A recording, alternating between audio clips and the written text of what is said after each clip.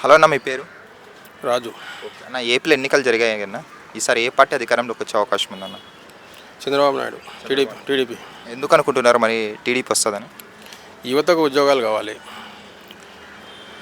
Industrial రావాలి, software రావాలి, future ఉండాలి. ఆ ప్లానింగ్ చంద్రబాబు నాయుడు గారికే ఉంది, ఇంకెవరికి లేదు. కానీ జగన్మోహన్ రెడ్డి గారు హామీలు పథకాలు ఇచ్చారు కదన్న.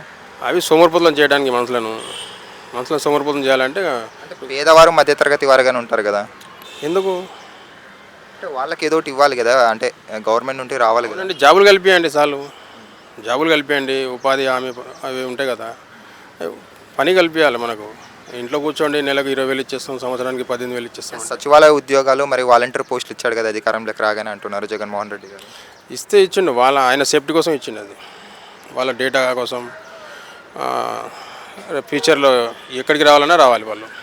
ఇండియాలో చూసుకుంటే ఎక్కువ శాతం పోలింగ్ ఆంధ్రప్రదేశ్లోనే నమోదైంది అంటున్నారు, 82% బ్యాలెట్ ఓటుతో కలిపి. సో దానికి సంకేతం మరి జగన్ గారే వస్తారనుకోవచ్చు ఆయన ఇచ్చిన పథకాల వల్ల. అది నేనేం చెప్తున్నా, ఎవరుగా కరెక్ట్గా చెప్పలేకపోతారు. అది 50-50 ఛాన్స్ ఉంది. మొత్తం మీద చంద్రబాబు నాయుడు గారు గవర్నమెంట్ ఫామ్ చేస్తారు. చంద్రబాబు నాయుడు గారు ధీమా ఇద్దరు ఉన్నారు కదా, నేను కూడా ప్రమాణ స్వీకారం చేస్తాను ఈయన అంటున్నాడు, ఆయన ప్రమాణ స్వీకారం అంటున్నారు. పబ్లిక్ ఆయనకు భయపడి ఎమ్మడి పోయినారు, కానీ ఓటింగ్ మాత్రం ఇటు సైడ్ జరిగింది. అయితే చంద్రబాబు నాయుడు గారు అంటున్నారు కాబట్టి ఒకవేళ మరి జగన్మోహన్ రెడ్డి గారు అధికారంలోకి వస్తే ఏం జరగచ్చు? మరో బీఆర్ కావచ్చు. రాష్ట్రం అదో గది అవుతుంది. ఇప్పటికే లక్షల కోట్లు అప్పులైనాయి. లక్షల కోట్లు, 1 కాదు 2 కాదు. ఇక్కడ మాకు తెలంగాణలో కేసీఆర్ చేసిండు, అక్కడ ఆంధ్రలో కూడా అట్నే అప్పులు చేసిండు.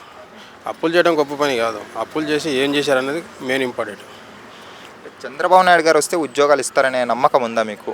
మీరే అంటున్నారు అప్పులు చాలా ఉన్నాయని, మరి ఇన్కమ్ సోర్స్ ఇన్కమ్ ఎలా జనరేట్ చేస్తారు? అది సృష్టిస్తారు చంద్రబాబు నాయుడు గారికి, అది ఉంది, ఆ టాలెంట్ ఉంది కాబట్టి పబ్లిక్ కంపల్సరీ అతనికి ఓటేసారు అనేది నేను 100% నమ్ముతాను.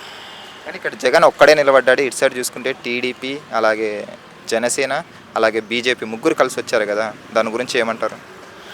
ఇప్పుడు పవన్ కళ్యాణ్ చెప్పిండు, గవర్నమెంట్కు వ్యతిరేకంగా ఉన్న ఓటు నేను చీలని అని చెప్పిండు. సెంటర్లో మాట్లాడి ఆయన సఖ్యత కూర్చిండు చంద్రబాబు నాయుడుకు, మోడీకి, అందరికీ, అమిత్ షా. ఆయన ముఖ్య పాత్ర ఆయనది. పిఠాపురం నుంచి పవన్ కళ్యాణ్ పోటీ చేస్తున్నారు, కానీ వంగ గీతా గారిని గెలిస్తే పిఠాపురం నుంచి ఆమెనే డిప్యూటీ సీఎం చేస్తున్నారు జగన్మోహన్ రెడ్డి. దానివల్ల ప్రజలు ఏమన్నా ఆమెకు ఓట్లు వేసే అవకాశం ఉందా?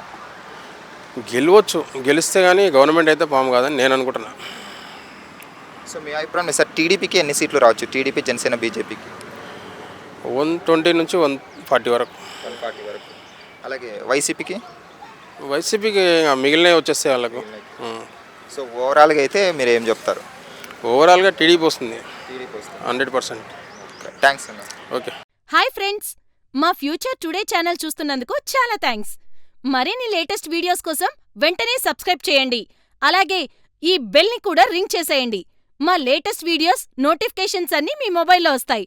మా వీడియోస్ మీకు నచ్చితే లైక్ చేయండి, షేర్ చేయండి, నచ్చకపోతే కామెంట్ చేయండి.